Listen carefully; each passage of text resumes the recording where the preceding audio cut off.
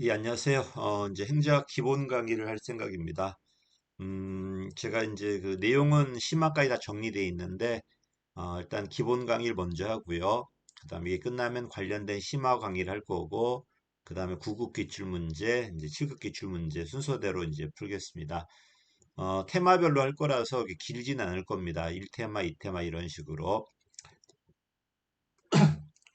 제일 먼저 볼 것은 이제 행정의 개념이에요. 테마1인데, 뭐 여기서는 거의 시험에 잘 안 나오죠. 뭐 서울시에서 한번 나왔던 것 같은데 어렵진 않았을 거고요.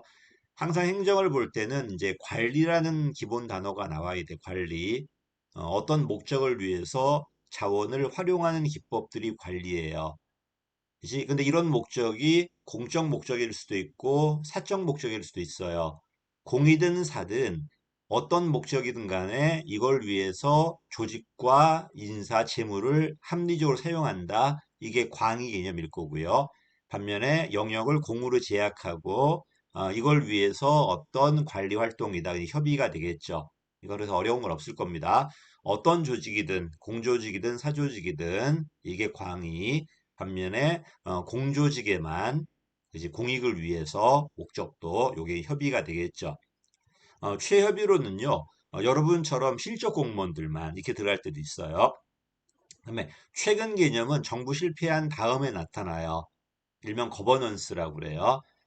그 전까지는 정부 조직이 하는 게 행정이었지만 지금은 그게 아니라 공공 문제라면은 정부가 하든 시민사회가 하든 민간이 하든 함께 하든 행정으로 보겠다는 겁니다. 특히 유거버넌스는 같이 협력해서 하는 걸 강조해요.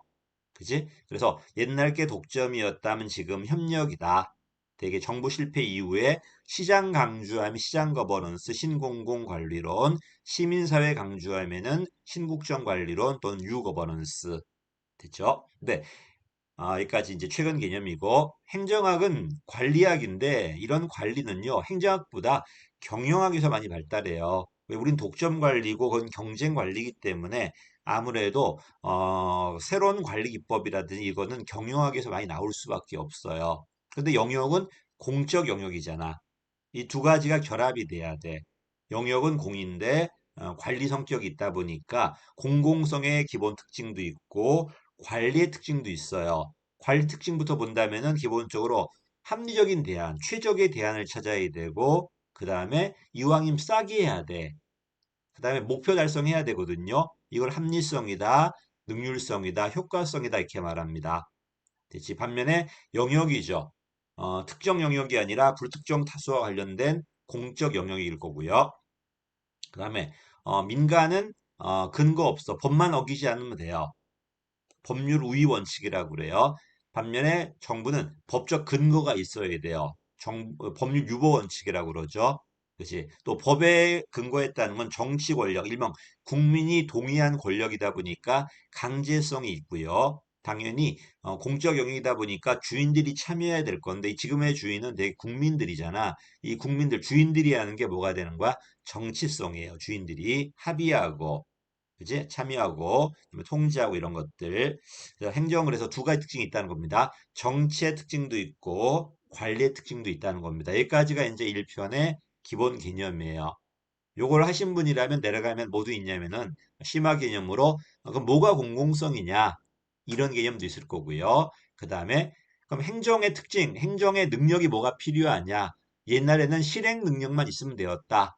지금은 결정도 하니까 지적 능력도 필요하고 그다음에 정치도 필요하다는 겁니다.